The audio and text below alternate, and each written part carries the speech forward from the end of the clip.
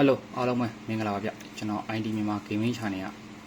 ကဟောက်ချိုးကြီးဖြစ်ပါတယ်ဘော်ဒါတို့ကြီးမတွေ့ရကြတော့ကျွန်တော်ဒီမှတ်ကောမှတ်မိသေးရလားအဲ့လေအဲ့တော့ကျွန်တော်ဒီနေ့ကတော့ကျွန်တော်ဗာလဲဆိုလို့ရှိရင် PUBG မှာအခုဘာရှင်းမှာပေါ့နော်ကျွန်တော်တို့ iPad view ပေါ့နော်ဘာ file မှာထည့်စရာမလိုပဲねကျွန်တော်တို့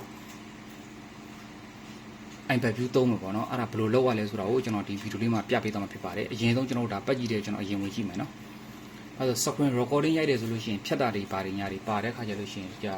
မရှင်းမှာဆိုလို့ကျွန်တော်ဒီဘက်ဖုန်းတစ်လုံးနဲ့တက်ရိုက်ပြီးတယ်နောက်ပိုင်းကျရင်တော့ကျွန်တော် screen recording မှာရိုက်ပြီးပါမယ်โอเคကျွန်တော်ဒီမှာပေါ့နော်ဒီအကောက်ကိုအရင်ကြည့်ပါတော့ဒါ iPad view မရှိဘူးเนาะ iPad view မရှိတဲ့ပုံစံပေါ့နော်โอเคဒါတော့ခေါင်းကြီးတို့အားလုံးသိလောက်မှထင်ပါတယ်အဲ့တော့ကျွန်တော်တို့ဘာတွေအရင်လောက်ရမလဲဆိုလို့ရှိရင်ကျွန်တော်တို့ဖုန်းရဲ့ကျွန်တော်တို့ setting နဲ့တော့ပါsetting နဲ့တော့ဝိုက်ဆိုလို့ရှိရင်ဒါတော့ Redmi ဖြစ်တဲ့အတွက်ကြောင့်ကျွန်တော်တို့ Mind device ပေါ့နော်တချို့ Samsung ဖုန်းတို့တခြားဖုန်းတွေမှာဆိုလို့ရှိရင်တော့အပေါဖုန်းဆိုပြီးပေါ်လိမ့်မယ်အဲ့ဒီမှာကျွန်တော်တို့ကမှာနော်OS version တခါကြက်လို့ရှိရင်တချို့ဖုန်းတွေမှာကျတော့ OS version မဟုတ်ဘူး kernel version လို့လည်းပေါ်ရင်ပေါ်တယ်နောက်ပြီးတော့ beta number လို့လည်းပေါ်တယ် beta number ဖွင့်ပေးတယ်ပေါ့နော်အဲ့ kernel version ဆိုတာကိုကျွန်တော်တို့ကသူက5ချက်နှိပ်ပြန်အမြန်ပေါ့နော်1 2 3 4 5အောက်မှာမှလည်းပေါ်လာလဲအဲ့ဒါလို့ရှိရင်ကျွန်တော်တို့ကပွင့်သွားပြီပေါ့နော်ပွင့်သွားပြီဆိုရင်ဘတ်တစ်ချက်ပြန်ဆုပ်နောက်တစ်ချက်ပြန်ဆုပ်ဆုပ်ပွိုက်ဆိုရင်အပေါ်ဆုံးဆွဲတင်နောက်ပြီးလို့ရှိရင်အောက်ပိတ်ဆုပ်ပါမှာတည်းဒီမှာအဆက်ကလေးနဲ့ပေါ်နေပြီနော်โอเค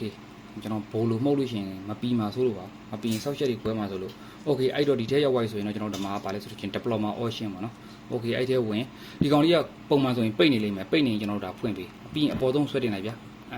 အောက်ဆုံးဘက်မှာရှိတဲ့အတွက်ကြောင့်အပေါ်ဆုံးဆွဲတင်ပွားပြီဆိုလို့ရှိရင်နည်းနည်းလေးပြန်ဆွဲချဟုတ်ဒီမှာ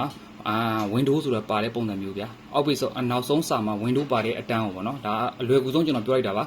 ါဟုတ်စာတွေအများကြီးဖတ်ပြမယ်ဆိုလို့ရှိရင်ခေါင်းကြီးလို့နားမလည်မှာဆိုလို့ကျွန်တော်လည်းဖတ်မထီဘူးโอเคအဲ့တော့ဒီအတန်းလေးကိုကျွန်တော်တို့ဒါ on ပေးပါနော်သူကတော့ဒါပုံမှန်ဆိုရင်ကျွန်တော်တို့ဒါ on နေမှာဖြစ်တယ်ကျွန်တော် on ပေးလိုက် on ပေးပွားရင်ကျွန်တော်တို့ဒါ home key နဲ့အပြင်ထွက်လိုက်ကျွန်တော်တို့ရှိမှာ file manager ကိုကျွန်တော်တို့ဘာသုံးလဲဆိုလို့ရှိရင်ကျွန်တော်ကတော့ Play Store သွားတခါလေးကျွန်တော်လုပ်ပြပေးမယ်နော်ဒါကတော့ down နေနေရာမှာတော့ကျွန်တော်နည်းနည်းကြော်လိုက်မယ် ZAโอเคဒီကောင်လေးကို down ယူလိုက်ပါကျွန်တော် install လုပ်လိုက်မှာနော်မြန်နေ line ဆောင်းရကောင်းโอเคအဲ့ဒါလို့ရှင်တော့ကျွန်တော်ဒါ permission ပေးတာပါဗျာ allowโอเคအဲ့ဆိုလို့ရှင်တော့ကျွန်တော်ဒါဒီ software ကဒီကောင်လေးရသွားပြီပေါ့နော်ဒီဒါ file manager ကိုကျွန်တော်ဒါတီးတန့်ပြန်သုံးတဲ့အတွက်တီးတန့်ပြန်သုံးဖို့အတွက်ကိုဒီကောင်လေးကျွန်တော် down တာပါအပြင်က file manager နဲ့လည်းတူတူပဲကျွန်တော်ဒီကောင်သုံးပါတယ်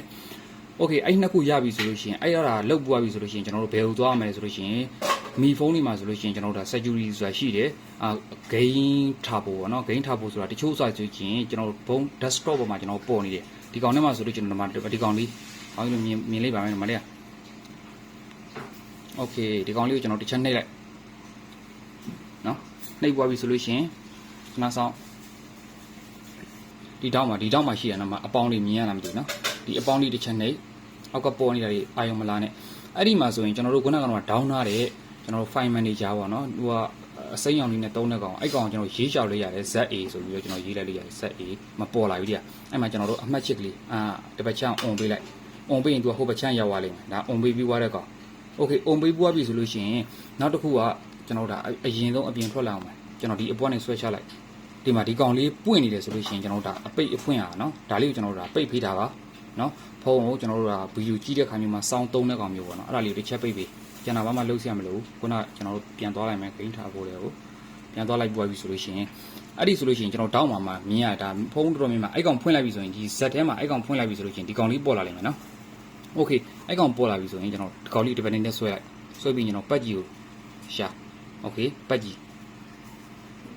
ပြီးရင်ပတ်ကြီးကိုဖွင့်ပွားပြီဆိုရင်ဒီတောင်းအောင်ဥစ္စာလေးနှိပ်ဝင်ဒီအောက်မှာသူအဖြူတန်းလေးနဲ့ပေါ်လာအဲ့လေးဖိပြီးတော့ကျွန်တော်ဒါဆွဲချဲ့လိုက်ပတ်ကြီးပြီးပြီကျွန်တော်ဘာလုပ်စရာမလိုအဲ့ဒါပြီးပြီပဲအဲ့ဒါ iPad view ပဲမရရင်နောက်တစ်ခေါက်ပြန်လုပ်ကျွန်တော်တို့တစ်ခုခုမှားနေလို့ပဲဖြစ်လိမ့်မယ်လောက်တာပေါ့နော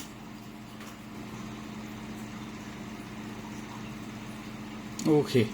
คဒါဆိုရင် iPad view ဖြစ်သွားပြီလူပုံစံကြည့်ပထမအဆုံးပုံစံနဲ့အခုပုံစံနဲ့မတူတော့ဘူးအဲ့တော့ကျွန်တော်တို့ဘာလဲဆိုရင်ကျွန်တော်တို့ဒါဟုတ်တာတွေကိုသွားလိုက်ပြီဗျာ